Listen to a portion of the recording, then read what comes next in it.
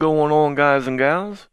Listen, a big shout out to Mr. Barney Weston. He put a post up here in the community, and basically what he's explaining how to do is to take the X32 core and use an SD8 for auxiliary inputs, even though the core does not have auxiliary inputs. Okay, sounds confusing, I know. Blew my mind. Worked on it for hours yesterday. Then I had to call on the big guns. That'd be Marshall Thomas. Okay? Like talking to somebody from NASA. That setup you see, when you talk to him, he'll have every one of them screens filled with why you're incorrect and why he knows what he's talking about. He's not arrogant. It's just the way it is. Probably the smartest man I've ever met dealing with digital audio. Okay? Now what we're talking about here is the core. That's what it is right here. This is the X32 core. One slot. It is the brain. It does everything that your rack will do, your compact, your producer, your full desk. It's got its limitations. You know, it's only got one output for your headphones, and it's on the talkback. You got to use a 1/4-inch plug for your talkback mic, but other than that, this is what it looks like on the back.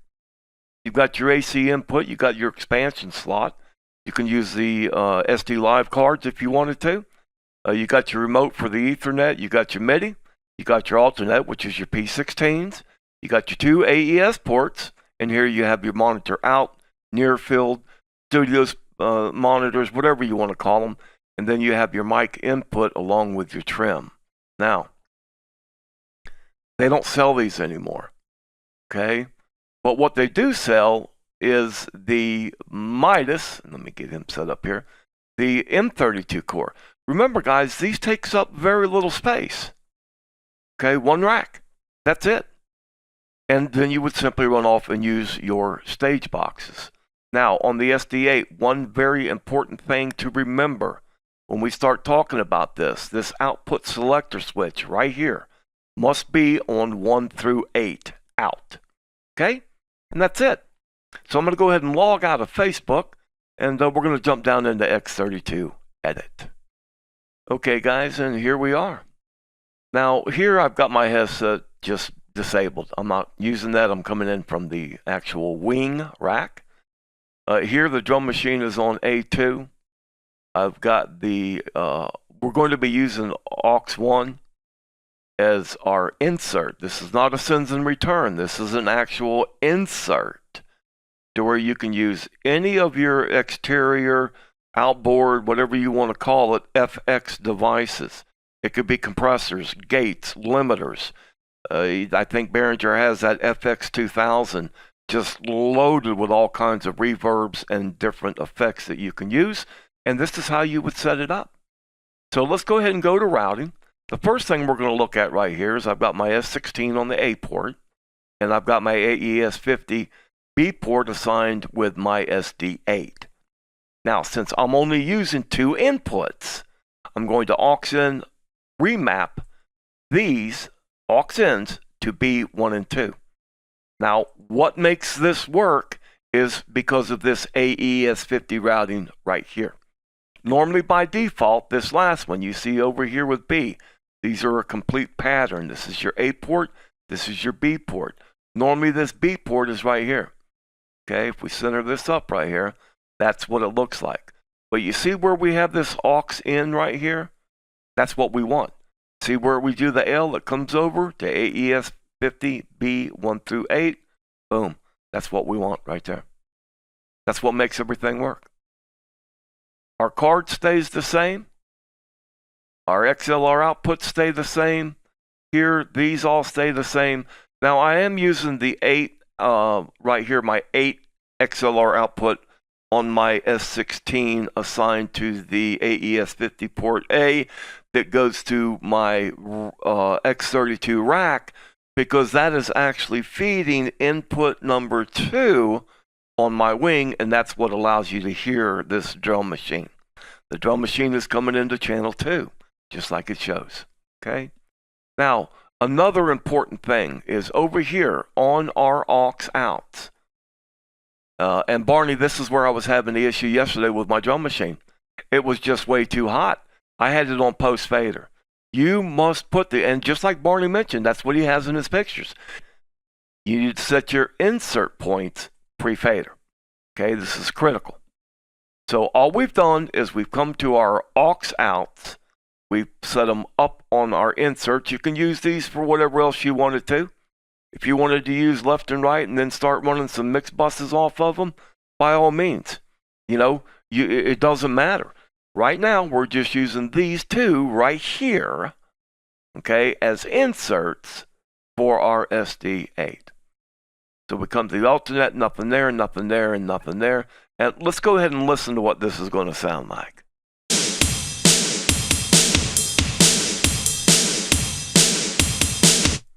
Now, I'm actually reaching over to the X32 rack and I'm muting it there. So here, what we do, we come down and we look at our aux FX1. That is that signal. Because of that routing that we've done with our SD8, that is our signal coming in from the drum machine. And I'm going to show you once I go to the exterior camera, and I'll show you how everything is wired in or patched, however you want to put it. But now if we come back over here to channel 2, watch what happens when I turn this on. Or let's start here. Watch what happens on this signal input and output when I unmute this. Look at the difference.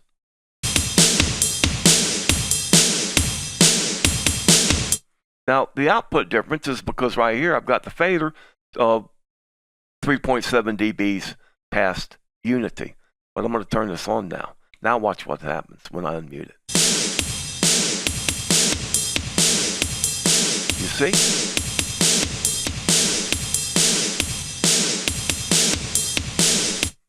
Now what happens is I've actually used the DBX 166 knob, the gain adjustment knob, gain, for your gain adjustment for your compressor to actually regulate that.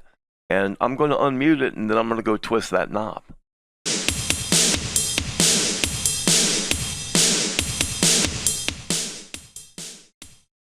You see it come all the way down? See the output?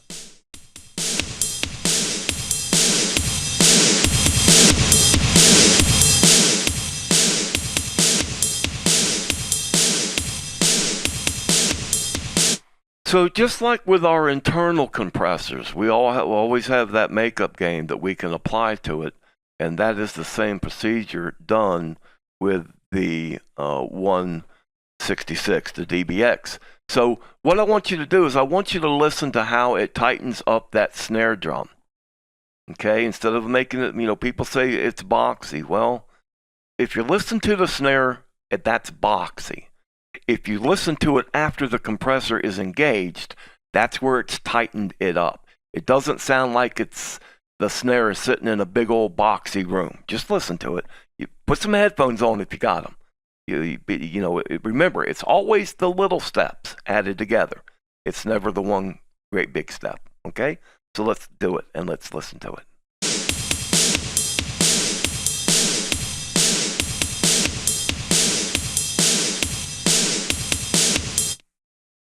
Now I'm going to start putting this in and out and on and off. Just listen to it. With it on, it takes the boxiness away. When it's off, the boxiness is there.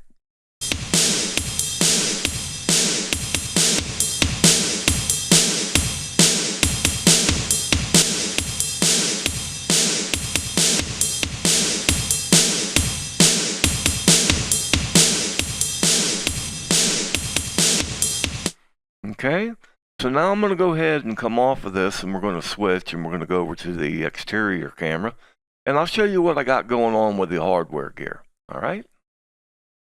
So right here, I'm coming out of the SD8 into the input right here. I'm coming out of the output right here and I'm coming back into the SD8 channel 1 right here. Okay, right here is that mic. It's got a fed head on there. That's why you see the phantom power. Just takes a lot less gain. Now I'm coming out of my rack, my S16, into the input of the wing. That's why you can hear the drum machine. Now over here on the drum machine it's coming out of the drum machine into input number 2 right here with the S16. Okay? And that is basically the setup with it. I know it looks a little messy, but that's the way you got to do it. You got to crack a couple eggs to get something done. All right? So I hope this video has helped. If you have any questions, by all means, put them in the comments. Barney, brother, you're a genius. Never in a million years would I thought about doing this.